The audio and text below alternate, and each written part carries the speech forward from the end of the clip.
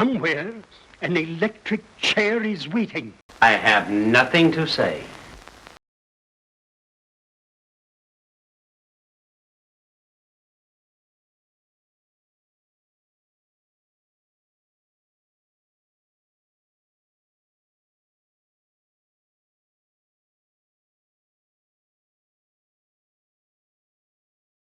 By Jove, folks, my name's Ken Dodd, and I'm absolutely just come knockerated to be on your programme. Now, I understand that we've got three of them here, not the Three Stooges, although I don't know, who are going to ask me questions, you see. Now, the first question will be, why am I here? Well, I'm here because I'm a Laurel and HarDay supporter. They're my favourites. Yes, older. When I was a little boy in Nottingham, I was at one time. You know. Yes, I was a diddy man in Nottingham, and we went to what we used to call it the pictures in those days. Going to the pictures, every week, and of course that's when we saw Laurel and HarDay. A marvellous, wonderful, the world's greatest clowns, the world's greatest comedians, the world's greatest double acts, without any doubt whatsoever. Laurel and HarDay. And they were part of our childhood, part of our adultery, our adult love, life, and we still love them even after all these years. God bless you, Stan. God bless you, Ollie. Thanks for all the laughs. Now we've got a huge man here, big fella. I don't know. I think he's a bodyguard for the other two. So he's going to ask me some questions, and I'll do my best to answer them. Okay. Oh, first of all, before you do anything, you have to have the play on music. See, so after me, da da da da da da dee, da da da da da da dee. Okay, I'll do it fine. And now I'll just get my makeup on. By Jove, missus, how tickled you'll be. Right, fire away, young man. Do you think that Laurel and HarDay influenced any of your acts? Oh, I'm sure. Everybody's born with a chuckle muscle, you know. It's here in the middle of your diagram. And if you exercise your chuckle muscle every day, you'll always stay healthy. Now, to laugh is the most important part of our lives. And Laurel and HarDay were probably one of the first people, well, my favourite comedian, I have to tell you, be honest, my favourite comedian was my dad. My dad was a very, very funny man. Not only was he a funny man, but he loved comedians. In those days, when even films. He used to go to all the variety theatres on Merseyside, the Olympia, and the Shakespeare. That's when the Shakespeare Theatre of Varieties. He used to take my dad Arthur. He used to take and Mum Sarah. He used to take us, like Billy, my brother, and sister June. He used to take us to the Shakespeare Theatre of Varieties in Fraser Street in the centre of Liverpool every week. And there I saw this magical place. It was all dark, and then the lights would come up, and the curtain would rise, and these men would come on in check suits, and big red faces, and shout jokes at the audience, and they'd all laugh. I thought, well, that's a good job, that. If you can get paid for that, I'll do that. That's better than working. So I said to him, hey, Dad, how'd you comede? So he told me some jokes, and I tried them out. So I learned how to tell a joke, the timing, from my dad. But then Laurel and HarDay were a big influence on everybody's life in those days, because they were very, very wonderful men. They made everybody feel good. And that can't be bad, can it? Yeah, so yes, I think Laurel and HarDay were a big influence. And some of the great old comedians, Dave Morris, Jimmy James. But in your life, you have various heroes, don't you? My heroes. When I was a boy, my hero was Arthur Askey. This little man, like a human dynamo he was.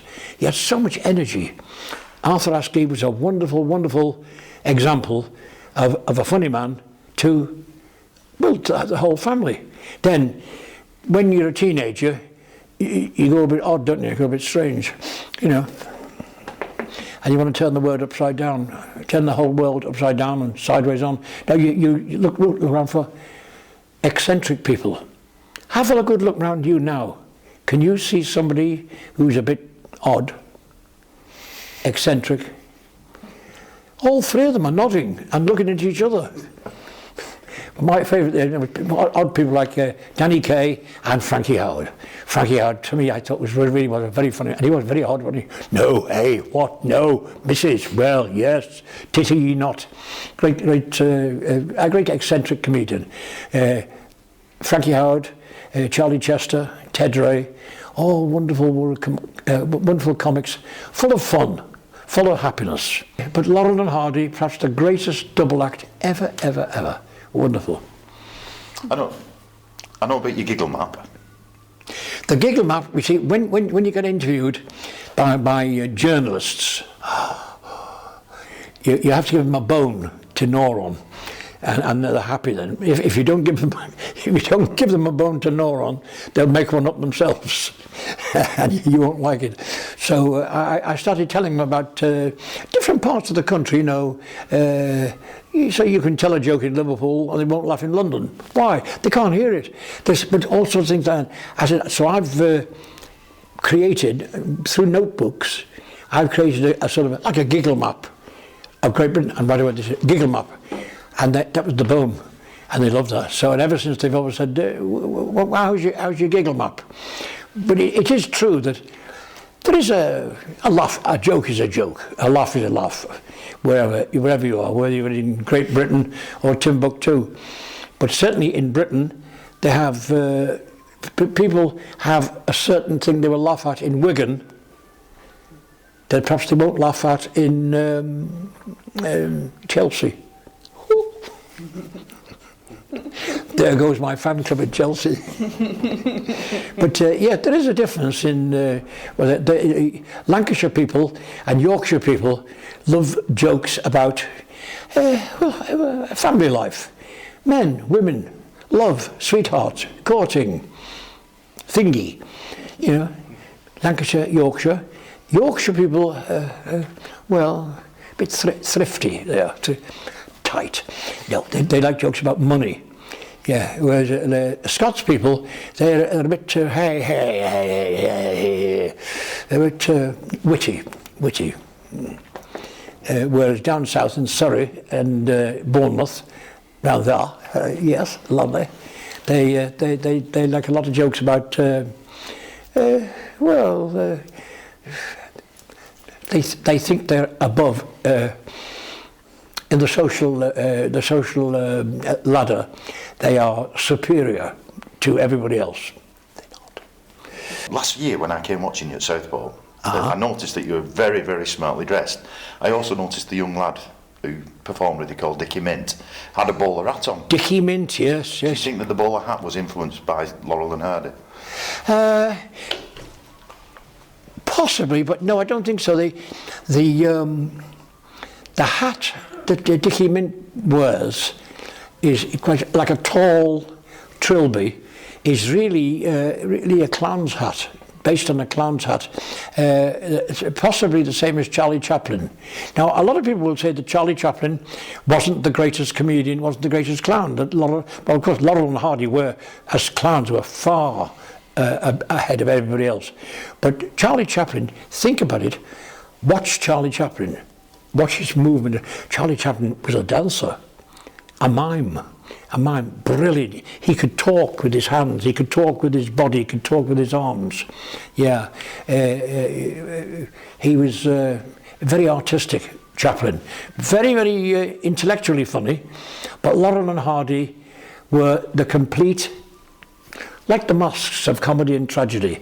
There was the funny man and the not so funny man, the sad man. And they're like two halves that come together and make one brilliant, wonderful comic persona. Yeah. So, but a bowler hat, they don't wear them much now, do they? I think he'd be a very brave man who walked through Liverpool or Wigan wearing a top hat or a bowler hat. The bowler hat seems to be the symbol of authority, and I think that's why Stan did so well demolishing Ollie's pompous personality. Can I just ask you again? it's well documented about Nottingham Empire being your first gig. Nottingham, the first pro gig. Yeah. I'd played one or two theatre before. I think the very first theatre I ever played, theatre, was probably here, the Tivoli, the old Tivoli Theatre in New Brighton. And also the Floral Pavilion here. That was when a ventriloquist, wasn't I? Yes, he'll tell you. So they were the first theatres.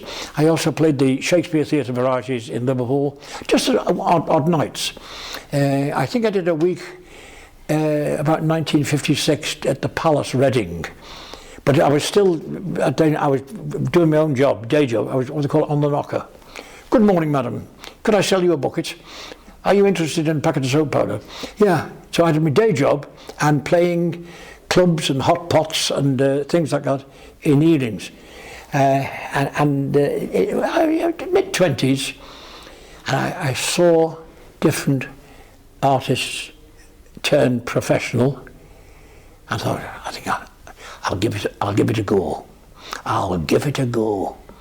So I did, and this agent came from London, Dave Forrester, and I did my first job professionally at the Nottingham Empire. Then I went on to the Leeds Empire, and then to Sunderland Empire, and Middlesbrough, and even the House of Terror, Glasgow Empire.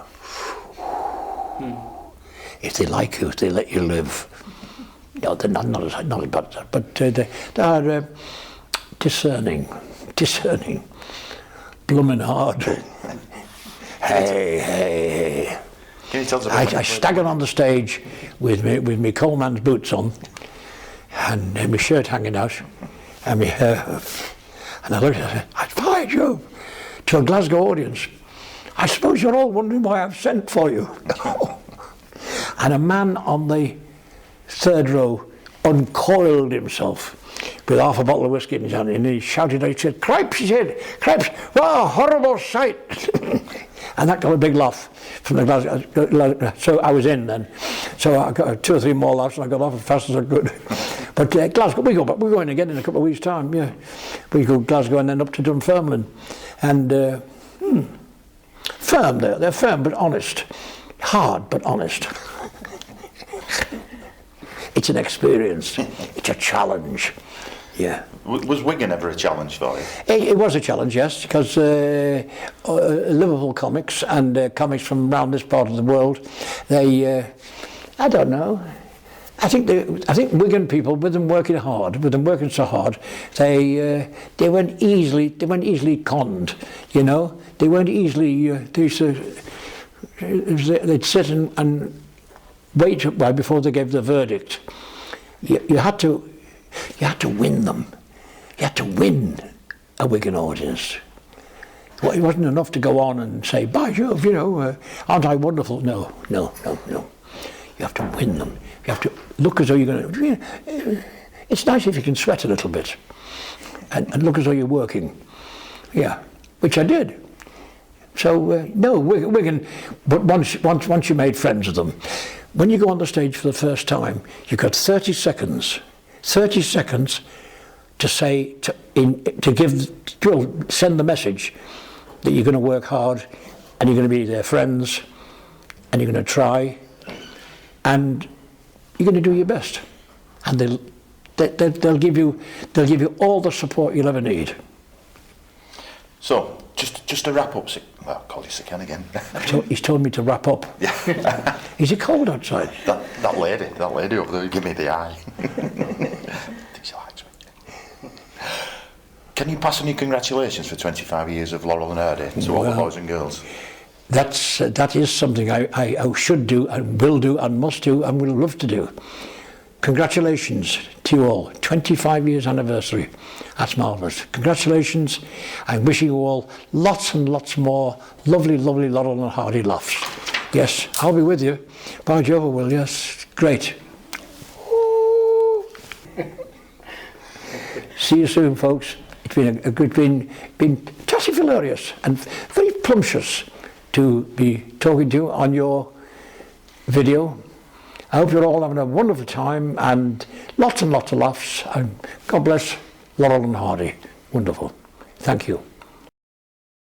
I'm gonna Now, catch if it. you're a very good girl, this is for you. Hey. If you're a naughty girl, it's for him. I promise I'll be good then. Because it's virgin wool. There's not a lot of it about. Right. Fire away, young man. Well, Sir Ken, if I can first ask you. Wait, what is this Sir Ken business? You cut that. Just Ken. Ken from Notty Ash. Ken from Notty Ash.